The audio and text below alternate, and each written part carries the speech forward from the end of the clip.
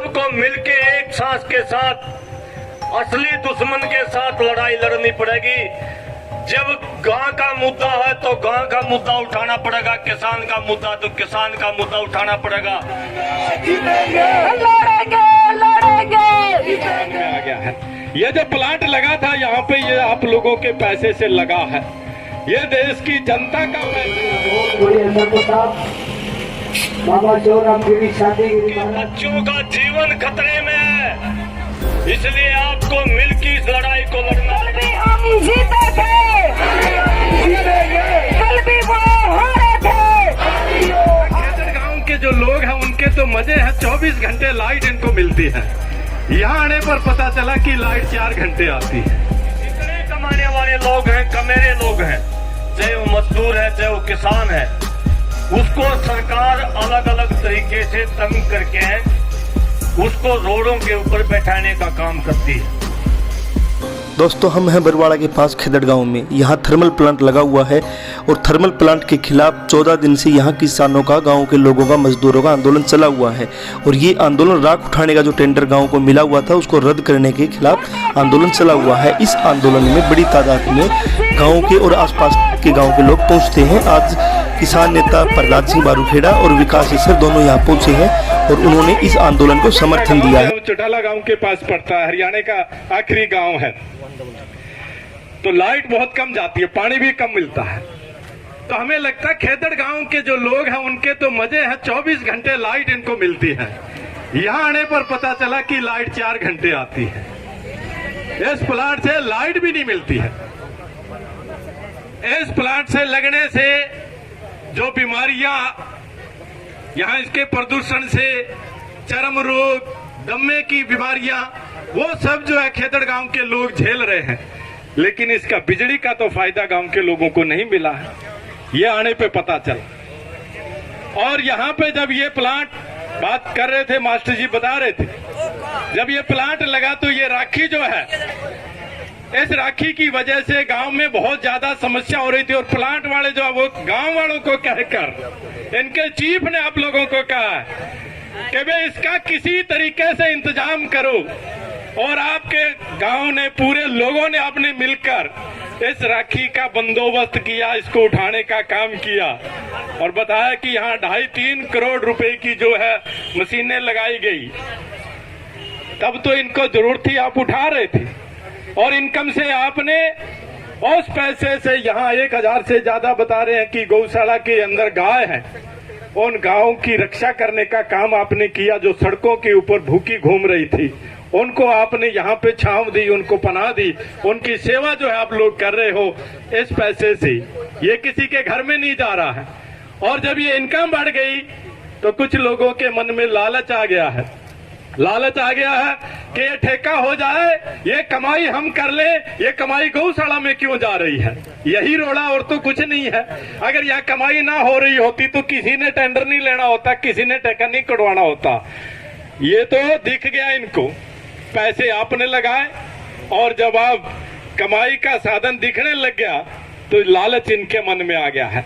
ये जो प्लांट लगा था यहाँ पे, ये आप लोगों के पैसे से लगा है। ये देश की जनता का पैसा है, उस पैसे से ये प्लांट यहाँ पे लगा है। और ये प्लांट लगने के बाद में अब इन्होंने अडानी को दे दिया है। अडानी को दे दिया है अब ये प्लांट, इसका आधे से ज्यादा जो मालिक है अडानी है इसका। बिजली के जितने प्लांट लगाए ये सारे कॉरपोरेट को दे दिए इन्होंने। और अब बिजली की जब मारामारी हो रही है, अब वो अडानी से मीटिंग कर रहे हैं। 4 राज्य के लोगों की मीटिंग हुई है, हरियाणा, पंजाब, राजस्थान, दिल्ली। और अडानी कहता है मैं बिजली 12 रुपए से 19 रुपए से कम मैं तो नहीं देता, जहां से मिलती है ले लो जाके। देख लो ये हो रहा। 50 साल का कॉन्ट्रैक्ट किया ऑस्ट्रेलिया के साथ, कोयला लेंगे ऑस्ट्रेलिया से। बोले मेरे को कोयला महंगा आता है, मैं तो सस्ती बिजली नहीं देता। इसलिए बार बार जो है हम ये कहा करते थे कि ये चीजें सरकार के अंडर रहेगी, ये सरकार रहेगी तभी हमें इनका फायदा होगा। जिस दिन ये प्राइवेट हो जाएगी उस दिन हमें इसका फायदा नहीं होगा। इसलिए ये तमाम जो संसाधन है, जो कमाई के साधन है, वो सारे साधन जो है ये सरकारें प्राइवेट को दे रही है, कॉरपोरेट को दे रही है। और इस सरकार को कहते हैं कि अभी हम बोल रहे थे 13 दिन हो गए बैठे बैठे रहने से कुछ होता नहीं है, करड़े कदम उठाओ, यहाँ कोई सुनता नहीं है।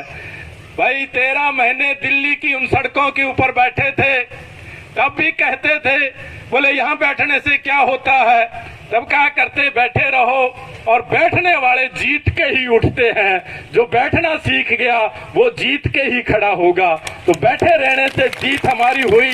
13 महीने तक जो संघर्ष किया उससे हमने देखा, कहते हैं ये मोदी है, मारने वाला नहीं है। हमने देखा इस मोदी के मुंह में हाथ डाल के दांत ही नहीं है, ये सिर्फ भौंकने का काम जानते हैं, काट नहीं सकते ये। और ये हरियाणा वाला खट्टर क्या है, इसको तो आप, हमारी मातृ शक्ति इतनी बैठी है, ये तो झुका देंगे, ये भी झुक जाएंगे। आपकी बात को इनको मानना ही पड़ेगा, इनके पास और कोई तमाम जो चीजें हैं वो कॉरपोरेट को जा रही है। हमारी रेलवे चली गई, हमारी हवाई जहाज चली गई, स्कूल चले गए, हॉस्पिटल चले गए, और ये बिजली के जो यंत्र बने ये भी प्राइवेट हो रहे हैं। और इस एग्रीकल्चर जो सेक्टर हमारे पास जमीन है, इस जमीन के ऊपर भी कॉरपोरेट की नजर है। आज हमारे देश की हालात जो है दिन ब दिन खराब होती जा रही है। आज भी आप नोट कर लेना, श्रीलंका की आप खबर पढ़ते होंगे, श्रीलंका के अंदर 500 रुपए किलो चावल और 250 रुपए किलो चीनी बिकती है। 2030 में भारत की हालात वो बढ़ने वाली है। कोई भी देश जो है उसके करेंसी के बराबर 110% जो है वो कर्जा ले सकता है। श्रीलंका ने वो 110% कर्जा ले चुका है, इसलिए उसके हाथ खड़े हो गए हैं। और भारत जो है उस करेंसी के बराबर जो 110% कर्जा मिलता है उसका 90% कर्जा भारत ले चुका है, सिर्फ 20% ही और बाकी बचा है। और ये मोदी और अडानी मिलके ये भी मुझे लगता है 2-4-5 सालों में ये 20% भी पूरा कर देंगे, और उसके बाद हालात जो है हमारे भारत की भी श्रीलंका जैसी यहाँ पे हो जानी है। इसलिए हम सबको आज लड़ाई जो देश के अंदर है वो लड़ाई किसान की और मजदूर की लड़ाई है, क्योंकि किसान और मजदूर उस देश को चलाता है, अनाज पैदा करता है, और इस अनाज से पशु पक्षी इंसान सब लोग जो है वो जिंदा रहने का काम करते हैं। इसलिए इस लड़ाई को सिर्फ यहाँ तक ही नहीं, अभी हमारे बीच में अभी खेड़ी जो है, चोपटा खेड़ी है, वहां पर भी किसान काफी दिनों से बैठे हैं। तहसील के ताला शासन खो दिया, उस दिन आप इस लड़ाई को भी हार जाओगे और इस आंदोलन को भी हार जाओगे। दूसरी मुद्दे की बात यह है, जो चौधरी छोटू राम कहा करता कि दुश्मन को पहचान ले, मुझे आज बड़ी खुशी हुई है। तीसरी बार मैं यहाँ आया हूँ, जो वक्ता जो बोल रहे हैं उनने दुश्मन का थोड़ा थोड़ा पहचान ही करनी शुरू कर दी है, क्योंकि वक्ताओं के मुंह से पहले राजनेताओं के नाम निकला करते, लेकिन अभी अभी मैं सुनाई जो दे रहा है कि अंबानी अडानी जो असली जो दुश्मन है, उद्योगपति जो दुश्मन है, उस दुश्मन को आपने पहचानना सीख लिया। और साथियों, लड़ाई केवल गौ माता की नहीं है, लड़ाई केवल खेतड़ प्लांट की नहीं है। आप हरियाणा में जगह जगह धरने चल रहे हैं, कहीं मुआवजे की मांग है, कहीं गौ माता की मांग है, कहीं जमीन अधिग्रहण की मांग है।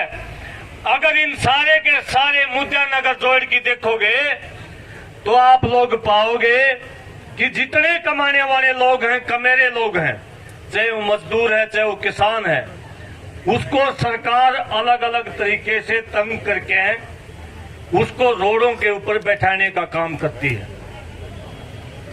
इसलिए हमें ये बात समझनी पड़ेगी कि सबके मुद्दे कहीं न कहीं एक जगह जाके कलेक्ट होते हैं, एक जगह जाके इकट्ठे होते हैं, और वो जगह है अंबानी और अडानी उद्योगपति।